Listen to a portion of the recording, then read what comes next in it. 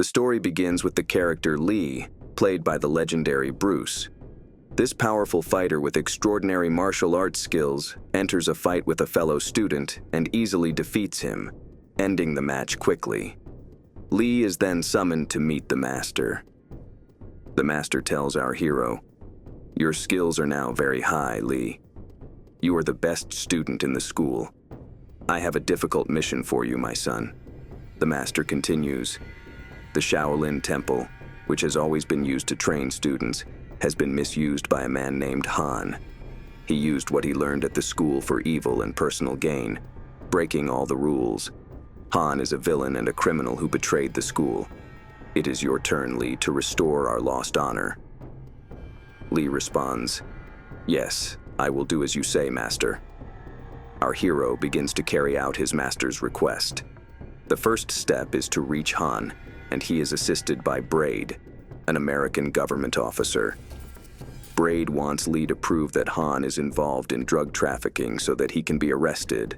Braid explains the plan to our hero, saying, "Listen, Lee, Han organizes a martial arts tournament every 3 years. The only way to reach him is to enter this competition." Lee agrees immediately to fulfill the officer's request and also to avenge the person who brought shame to his school and master. Lee travels to the United States, where the officer provides detailed information about the criminal Han and warns him about Han's bodyguard, O'Hara, describing him as very dangerous and ruthless. The officer tells Lee, "This is the place you will go to. It is like a castle on an island." Lee asks, "What do you know about Han?" The officer replies, "He is a king who lives on this island, and our only chance is the martial arts tournament, as it is Han's only means of contact with the outside world." After the officer's briefing, Lee is astonished and says, "All you mentioned, officer, a man who traffics in women and drugs and is a dangerous criminal, and he hasn't been arrested yet?" The officer responds, "We know everything, but we haven't been able to prove anything against him. It is your turn to bring him to justice." The officer adds, "We will provide you with weapons and technology, everything you need." Lee replies, "I won't need anything." The officer says, "All right, we have a spy named Mei Ling working with Han, but we lost contact with her. There is also a radio on the island. We will wait for your signal to come and assist you." Lee understands everything the officer said and heads to the island where the tournament is held. He travels by boat, recalling what happened to his sister, a story told to him by his father. Lee's father and his sister, Su Lin, were attacked by Han's followers, led by O'Hara. O'Hara wanted to exploit Lee's sister. The father tried to defend his daughter but failed, and O'Hara struck him. Su Lin fled, but they chased her. She defended herself using kung fu, managing to defeat many gang members, but was eventually surrounded by O'Hara. Realizing there was no escape, Su Lin killed herself with a bottle to avoid being exploited by the gang. Lee cried and went to her grave, vowing to avenge Han and his followers. Lee remembers all these difficult events and returns to the present, where we meet new characters. Williams is a skilled karate practitioner. His skills are evident when he goes to the tournament. Some police officers unjustly confront him, but Williams defeats them and steals a police car. Roper is a very wealthy man. While playing golf, a group of thieves confronts him. We learn that he lost almost all his money gambling. The thieves demand money, but we discover that Roper is very skilled in martial arts, and he defeats the thieves. Roper decides to join Han's tournament to win a lot of money and recover his losses. As the events unfold, we learn that Roper and Williams are friends. Williams notices Lee sitting alone and asks Roper, "Who is that man?" Roper replies, "I don't know him. I've never seen him before." A group of fighters gathered, and Lee went to them, finding that they were betting on a fight between insects. The fight was between a small insect and a large insect. Roper bet on the large insect, while our hero bet on the small insect. Everyone was amazed when our hero won the bet, and he responded with a smile. The ship then took the fighters to the island until they arrived at Han's Island. Lee entered the island to find that it was a giant school for training individuals in martial arts. He met the fighters and Tanya, one of Han's assistants, who welcomed them and took them to their designated rooms for rest. At the end of the day, a celebration was held, and the criminal Han appeared with many maids. He told the fighters to prepare for the tournament, which would start the next day, and that today was just for celebration. Our hero chose Mei Ling, the spy who had lost contact with Officer Braid. Ling said she was always being watched and couldn't learn about Han's activities. She mentioned that the girls who went to Han were with him at night and died the next day. She said she had little time, as Han could call for her at any moment and then kill her like the other girls. Our hero trained in preparation for the tournament. O'Hara, Han's guard, appeared and said the tournament would start early in the morning. Lee told him to leave the room immediately. The tournament began with Han announcing its start. The first match was between Williams and another man, and Williams easily defeated his opponent. Roper won some money because he had bet on his friend's victory. The second match was Roper's. He agreed with his friend Williams that he would bet on him, but would take some hits at first to make the bet on his opponent. After that, he would win and earn money. The match began, and Roper allowed his opponent to hit him with many kicks, causing him to fall. Once the bet was placed on his opponent, Roper turned into a beast and crushed his opponent easily, earning a lot of money for himself and his friend. The first day of the tournament ended. At night, our hero decided to take the first step in avenging Han. He began to sneak around the island to spy on Han. Thanks to his speed, the guards didn't notice his movements. He discovered a secret underground place and used a rope to descend. Unfortunately, he was noticed by one of the guards, so he quickly escaped and beat the guards. Luckily, the guards didn't see Lee's face because of the darkness.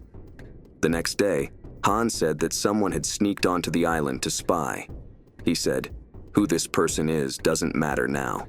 What matters to me are my guards who failed to do their duty." Bolo, the strongest fighter in Han's school, appeared, and Han ordered Bolo to get rid of them. Bolo killed all the guards as punishment from Han. The tournament continued, and the fight was between our hero Lee and the criminal O'Hara. Lee remembered that O'Hara was responsible for his sister's death, so he crushed O'Hara and knocked him down multiple times, astonishing everyone with his strength. O'Hara refused to accept defeat, broke the rules, and shattered glass in an attempt to kill Lee. Despite this, Lee managed to completely defeat and eliminate him. Williams and Roper agreed to meet to discuss the fight and Lee's strength. Williams told Roper, "Let's meet in half an hour in the room." Han asked Williams to come to his office, and when he arrived, Han attacked him violently, thinking he was the one who had sneaked onto the island. Han killed him. We discovered that Han relied on a prosthetic hand to replace one of his severed hands. Han then summoned Roper and revealed his criminal activities to him. Han showed Roper his friend's body and said, "This is the nature of our work." Roper became angry and refused to work with him. Our hero waited for nightfall again and sneaked back to the secret hideout. He was surprised to find a snake at the entrance. He caught the snake and put it in a bag. He reached the communication room, released the snake inside, causing the room's staff to flee. He entered the room, tried to contact the police, and activated the alarm to create chaos in the hideout. A large number of guards came, and Lee turned into a fierce fighter, defeating all the guards using his combat skills and weapons. Despite the large number of guards, he defeated them all. Lee was surprised to find himself in a place where Han managed to lock the doors, trapping our hero inside. The officer learned that Lee had been captured and informed the authorities. The third day of the tournament arrived. Spy Mei Ling took advantage of everyone's presence at the tournament to free all the prisoners held by Han. During the tournament, Han asked Roper to fight Lee, but Roper refused. Han punished him by making him fight the destroyer Bolo. At the beginning of the fight, Bolo dominated, knocking Roper down and almost breaking his arms. Bolo was very strong and violent, but in the end, Roper managed to turn the situation around and defeated Bolo with difficulty. Han was surprised by the result and became angry. He ordered the guards to kill Lee and Roper, but both managed to defeat Han's guards. Han became even angrier and ordered all the guards to intervene in the fight. At this time, the prisoners arrived and helped our hero, beating Han's guards until they were completely subdued, and none of Han's guards remained. Han decided to enter the fight himself. He attached a weapon to his hand and began attacking Lee. Our hero defended himself well until Han fled.